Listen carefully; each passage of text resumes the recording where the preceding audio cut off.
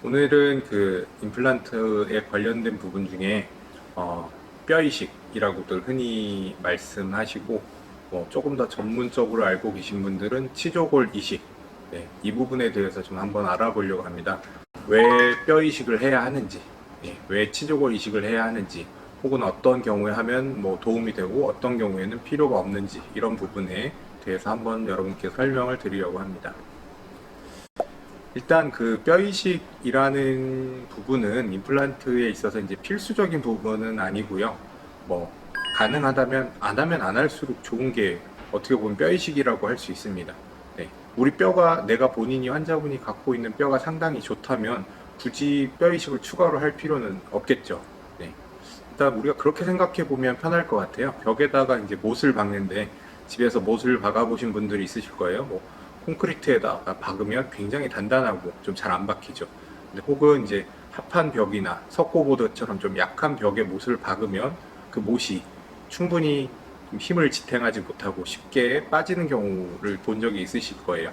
좀 임플란트도 약간 생긴 모양도 나사처럼 생겼고 해서 비슷한 개념이라고 생각을 하시면 되는데요.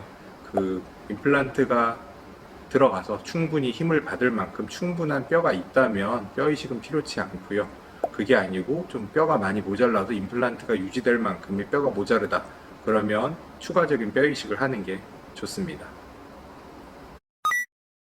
그럼 이제 주로 어떤 분들이 뼈 이식을 추가로 하셔야 되냐 궁금하실 텐데요. 정상적으로 이제 멀쩡한 치아가 이렇게 다치거나 사고로 발치를 했다면, 혹은 이제 충치가 깊어져서 좀 치아가 많이 남지 않아서 이걸 씌우거나 보철 치료를 쓸 수 없어서 어쩔 수 없이 뺀 경우, 즉 제가 지금 말씀드리는 부분은 치아의 머리 부분, 머리 부분에 문제가 생겨서 발치를 하신 경우는 치아의 뿌리 부분은 튼튼하기 때문에 그 뿌리 주변에 있는 잇몸뼈도 굉장히 괜찮아요. 그런 경우에는 발치를 했을 때 주변에 잇몸뼈가 유지가 잘 되기 때문에 추가적인 뼈 이식이 없이 임플란트를 할 수 있는 경우들이 많습니다. 그럼 이제 반대로 뼈 이식이 필요한 환자분들은 제가 좀 전에 말씀드린 경우와 반대되는 경우라고 생각을 하시면 돼요.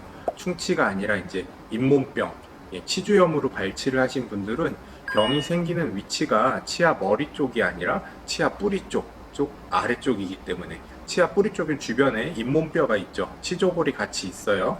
그 치조골에서 같이 염증이 생긴 상태이기 때문에 치조골이 많이 녹고 흡수가 된 경우가 많습니다.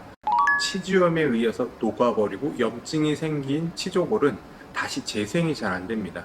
예를 들어서 우리 치아가 이렇게 치아 잇몸뼈 안에 들어있다가 이를 발치하게 되면, 이를 빼게 되면, 이를 뺀 자리는 처음에는 이제 혈병이라고 부르는 피가 응고가 돼서 이제 뼈가 자라 들어올 수 있는 자리를 유지해주는 역할을 하고 거기 안에 뼈가 차 들어오게 되는데, 이렇게 치주염으로 발치를 한 경우에는 주변에 있는 잇몸뼈가 같이 염증에 의해서 조금 그 재생 능력이나 이런 게 많이 떨어진 상태가 돼요. 그런 경우에는 이를 빼고 났을 때 이 자리가 아까 보여드린 것처럼 그 혈병이 잘 차서 유지가 되는 게 아니라 그냥 노출된 상태로 있게 되거든요. 그런 경우엔 감염도 잘 되고 재생 능력도 많이 떨어지기 때문에 저희가 나중에 임플란트를 시술하려고 이렇게 딱 잇몸을 열어봤을 때 상당 부분 뼈가 안 차 있는 경우들이 많이 있습니다. 그래서 주된 이유가 이런 잇몸병으로 발치를 하신 경우에는 주로 뼈가 좀 재생이 잘 안 되기 때문에 그런 곳에 뼈이식 임플란트가 필요하고요. 또 다른 경우는 이제 상악동이라고 부르는 공간이 있습니다. 저희 치과에서는 이제 상악동이라고 부르는 공간인데요. 이비인후과에서 이제 비염으로 많이 고생하신 분들은 알고 계실 거예요. 이제 저희는 상악동, 이비인후과 쪽에서는 이제 부비동이라고 부릅니다. 이제 한자긴 한데 코 옆에 있는 공간이라 해서 이쪽에도 있고요. 뭐 다른 곳에도 여러 군데 있습니다. 저희와 관련, 치과와 관련 있는 부비동은 요 상악치아 위쪽 부분, 코 옆에, 눈 아래 이렇게 있는 공간이 바로 부비동이 되겠고 상악동이 되겠습니다. 근데 그 공간은 이제 우리 머리뼈 안에서 빈 공간의 역할을 하는 거예요. 공기가 차 있는 빈 공간이에요. 이게 생긴 이유는 뭐 여러 가지 이유들이 있다고는 합니다. 뭐 이렇게 숨쉬는 공기를 뭐 데우기 위해서도 있고, 우리 머리가 자체가 무거운데 다 뼈로 차 있으면 뭐 너무 무거워서도 있고, 제가 예전에 대학을 다닐 때 배운 그 이유를 들어보면 뭐 여러 가지 다양한 원인이 있다고 하는데 사실 뭐 저희가 그 이유를 알 수는 없고 치과에서 임플란트를 하는 데 있어서는 좀 문제가 되는 공간이에요. 왜냐하면 이 위에 어금니 뿌리가 요만큼 좀 짧게 있었는데 원래도 조금 어금니 쪽은 앞니 쪽에 비해서 뿌리가 길지 않아요. 앞니들은 뿌리가 가는 대신 좀 길고요. 어금니는 뿌리가 여러 개, 3개, 2개, 3개 혹은 4개씩 여러 개가 있는 대신 좀 뿌리가 짧아서 이렇게 상을 받치듯이 이렇게 쭉 받쳐주면서 힘을 받는 그런 구조로 되어 있어요. 근데 원래 뿌리가 짧은데 이제 주로 발치하시는 분들이 잇몸병이 많거든요. 그래서 짧은 뿌리 주변의 잇몸병으로 인해서 더 줄어버리고 나면 남아있는 뼈가 없는데 그 위쪽 공간이 텅 빈 공간이에요. 네. 그러면 우리 한번 생각을 해보세요.